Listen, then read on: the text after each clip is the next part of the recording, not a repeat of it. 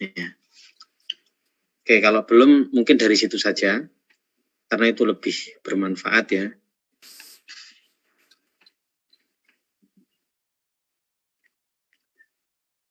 Saya buka ini kelihatan nggak? Saya buka RStudio. Tidak, Pak. Tidak, Pak. Belum, Pak. Oke, saya hapus semua ini dulu ya. Nah, hapus semua, kita mulai. Jadi, misalkan tadi, peluang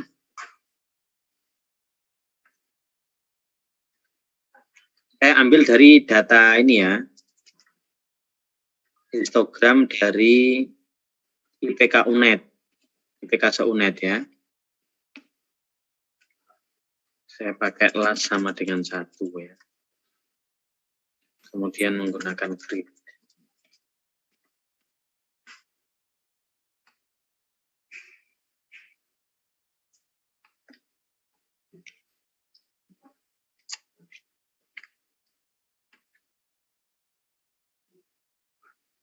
Ini breaknya saya ganti aja. Misalkan breaknya itu 2, 3, 4, 5 gitu ya. Nah, gini aja wis. Biar lebih jelas. Oh, ini. Limit E-nya. C0 sampai misalkan 15.000.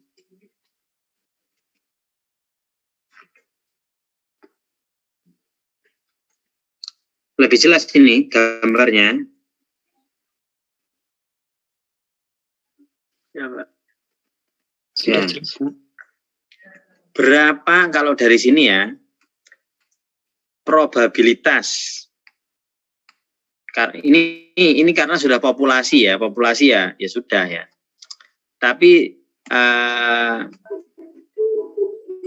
persentase kan gitu ya, persentase mahasiswa UNED dengan IPK kurang dari, enaknya berapa? Kurang dari 2,00.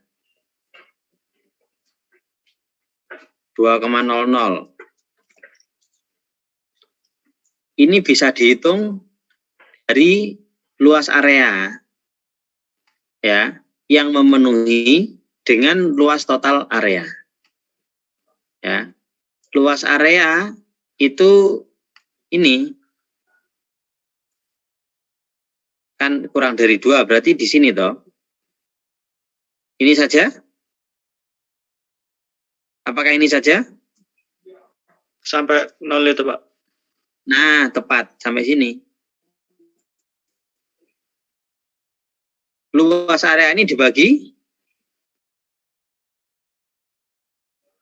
Luas area mana? Seluruhnya, ya. Jadi saya ganti warnanya dengan yang hijau. Nah, maaf ya, ini batasnya apa namanya nggak persis garis ya. Tapi Anda dapatlah idenya. Gitu. Jadi, persentase mahasiswa UNED yang IPK-nya kurang dari 2, itu sama dengan, apa namanya, merah, luas ya. Luas area merah dibagi luas area merah ditambah luas area hijau. Benar nggak? Enggak. Betul, Pak. Siapa yang masih bingung? Nah, betul ya. Luas area itu panjang kali lebar, ya enggak? Nih. Ya kan? Luas area kotak 1 itu ya ini dikali lebarnya. Luas area kotak 2 yang ini dikali lebarnya. Ya toh? Benar enggak? Betul, Pak. Iya, Pak. Nah, ini apa namanya, nggak tahu persis kita ya angkanya ya. Untuk menampilkan perlu coding yang tambahan ya. Ya enaknya kita gunakan aja IPK pakai length tadi itu ya, length which IPK seunet kurang dari 2,00. Nih. Jadi 6273 ya dibagi length IPK seunet. Nah, ini berarti berapa persen? 6273 dibagi ini 26479. Berapa persen? 23. 23,69%. Nah, 23,69% ini bisa juga dicari dengan cara apa? Kita tampilkan histogram densitas. Densitas itu kepadatan. Kalau ini kan langsung angkanya berapa ya? Nah, ini kan ada jumlah juga sama ini. Ini kira-kira 5.000 kan kira-kira ini kira-kira 1.000. Totalnya 6.000-an gitu ya. Sama ini. Tapi bisa juga dengan densitas. Densitas itu kan ini luas area total berarti kan untuk histogram ini luas area total kan berarti 26.479 ya enggak? Luas area total. Ya enggak? Ya, Pak. Nah, kalau angkanya jumlah sampelnya jumlah populasi beda, nanti kan juga beda-beda. Nah, para matematikawan itu memberi pilihan. Kita menampilkan histogram itu luas area totalnya 1. Ini dinormalisasi, paham nggak? Dibuat 100% gitu. Jadi berapapun jumlahnya, jumlah bilangannya, jumlah banyaknya, itu seluruh area itu luasnya 100% alias 1. Itu namanya histogram densitas. Density function atau density density dari data. Kalau di R bagaimana? Ini. Ya, histogram IPK seunet ini, yang lain-lain tetap, cuma di sini saya tambahkan ini di limit saya hapus ya, saya tambahkan apa? Frekuensinya itu false. Nah, kayak gini jadinya. Saya hapus dulu ini warna-warninya. Ini bawahnya tetap IPK antara 0 sampai 4, tapi atasnya ini sudah bukan lagi berapa banyaknya, tapi ini densitas. Ya, yang kalau densitas ini yang panjangnya vertikal dikali horizontal kemudian dijumlah semua, hasilnya selalu 1,0. Ya, 1,0. Ini kan kalau dilihat yang ini kan 1 ya, besarnya kan 2 kurangi 1 kan 1 ini, ya enggak? Terus yang ini kira-kira kan 0,2 ya. Iya, Pak. Ya kan kira-kira 0,2 lah gitu ya. Terus yang tingginya ini berapa ini? Ini agak susah. Ini berapa ini? Ya, kan nggak nyampe 0,05 ya, karena 0,05 kan separuhnya ya. Iya, Pak, 0,03. Ya, kira-kira 0,03 lah gitu ya. Kira-kira 0,03. Nah, berarti kalau dijumlah, berarti luasnya sampai sini, itu kan berarti luas area ya untuk IPK kurang dari 2 sama dengan kira-kira sama dengan gitu ya. Kira-kira sama dengan 0,03 dikali 1 ditambah 0,2 dikali 1 ya, 0,23. Paham? Paham, Mbak. Ini kalau dilakukan untuk semua kotak hasilnya berapa? 1. Atau 100%. Nah, kurva densitas inilah yang bisa didekati dengan model matematika. Ya, Anda bisa lakukan dengan plot. Lihat ya. Pakai lines ya. Density ya. IPK seunit. Saya kasih warna apa misalkan ya. Nah, yang gitu ya. LWD-nya 3. Nah.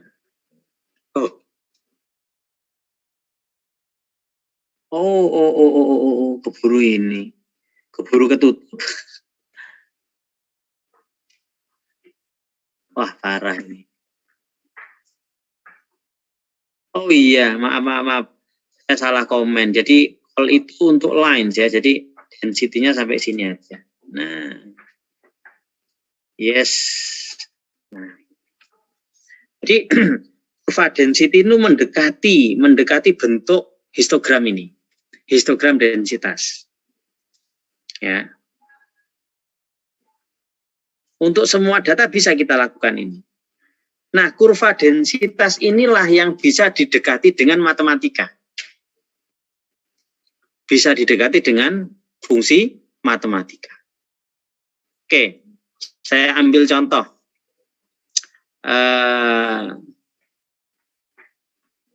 Tadi itu kita punya data sampel ya. Sampel berapa tadi?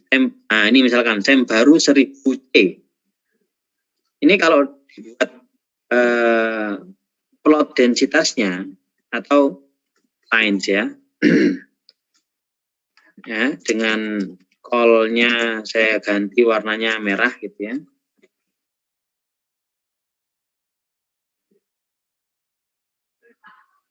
Kok nggak kelihatan?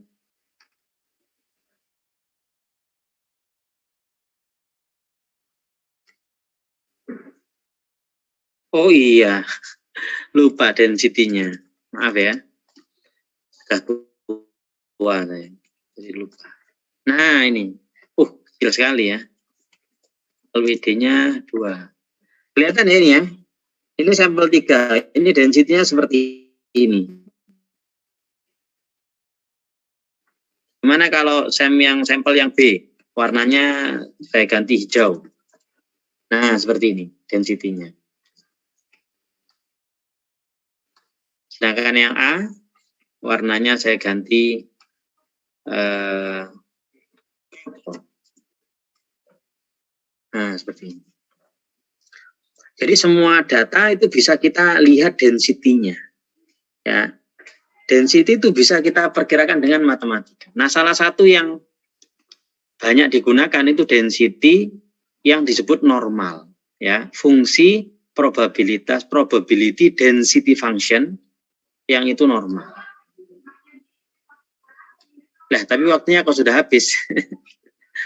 Ya sudah, Anda lihat dulu ya di Desmos, ya, ketika kita bisa gunakan ya data normal distribution itu untuk menggambar kurva densitas di Desmos. Oke, saya minta waktu sebentar aja ya.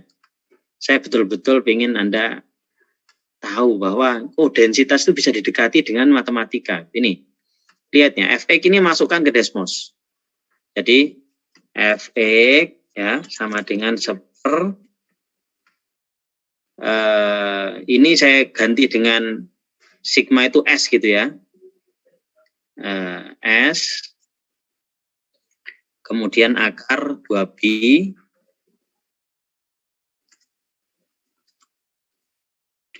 gitu ya. Nah, ini nanti kemudian dikali E ini sudah paham Desmos ya. E itu bilangan Euler, pangkatnya min setengah X min mu bagi S kuadrat ya. Pangkat min 0,5 kali X min U gitu ya dibagi S. Nah, U-nya terus ini masih pangkat lagi. Pangkat kuadrat. Nah, lihat ini. Ini muncul kurva seperti densitas. Nah, ini kalau saya ganti, jadi U ini mencerminkan rata-rata data, S itu adalah standar deviasi dari data. U itu rata-rata, S itu standar deviasi. Ya. Nah, itu kalau Anda ubah-ubah, Anda akan mendapati bentuk yang berbeda-beda. Ya. Nah, kalau rata-ratanya saya geser, tingginya berubah nggak? Hah? Tidak, Pak. Tidak. Yang berubah apanya? Posisi. Posisi pusatnya, posisi tengahnya, ya enggak? Nah, kalau S-nya saya perkecil, apa yang terjadi? Tingginya berubah. Pusatnya tambah tinggi. Pusatnya tambah tinggi saja atau ada perubahan yang lain? Menyempit, Pak. Menyempit. Ini karena total area di bawah kurva ini harus 1.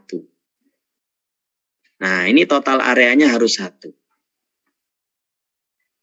Luas total sama dengan 1. Sehingga supaya luasnya tetap, ketika tingginya meningkat, maka lebarnya harus berkurang. Paham? Paham. Nah, sedangkan ini nggak mempengaruhi luas. Ini hanya mempengaruhi posisi titik tengahnya. Nah, nanti kita insya Allah ya akan belajar bahwa tadi kita bisa menentukan, memperkirakan presisi dari model kita dengan menggunakan ini, fungsi matematika ini.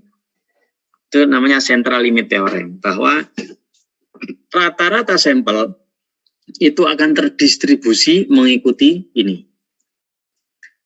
Ya, rata-rata sampel. Jadi kalau tadi kita ngambil sampel kan, 1000 sampel, 500 sampel, terus itu sampel itu kita tampilkan dengan histogram pasti akan mengikuti bentuk ini, bentuk normal. Sehingga kalau mengikuti bentuk normal, bisa kita hitung, ya. Ini lebarnya, tingginya, kayak gitu ya. Nah, oke, gitu saja, waktunya habis. Ini baru mau mulai bagian yang sangat menarik ya, central limit theorem, tapi waktunya sudah habis. Oke, insya Allah akan saya adakan tugas, dan minggu depan jadwalnya UTS ya mestinya ya. Kan sudah 7 kali ya. Nah, jadi Anda siap-siap saja. Kalau nggak paham, tanyakan di grup ya. UTS bentuknya untuk di masa pandemi ini selalu tugas. Jadi tugas UTS. Jadi Anda kerjakan sekitar waktunya ya mungkin 4 hari gitu ya, atau 5 hari, atau ya kurang lebihnya segitu. Tapi materinya itu mulai awal semester ya sampai terakhir ini. Presisi akurasi termasuk ya normalnya. Saya sebetulnya pengen masih ada lanjutan penjelasan ya, tapi enggak. Kayaknya sudah waktunya UTS ya. Nanti biar dilanjutkan sama Budian ya. Nah, cuman karena masih 1 kali, kan 1 kali saya kasih 1 kali tugas ya kemarin, masih kurang ya. Karena ini 4 SKS kan. Jadi minimal 2 kali tugasnya. Jadi siap-siap saja. Materinya materi setelah yang kemarin. Jadi materi variabel acak ya, variabel acak. Oke, cukup ya. Kalau ada pertanyaan silahkan di grup ya, jangan ragu kapan saja. Terima kasih. Assalamualaikum warahmatullahi wabarakatuh. Waalaikumsalam warahmatullahi wabarakatuh. Terima kasih, Pak. Waalaikumsalam warahmatullahi wabarakatuh.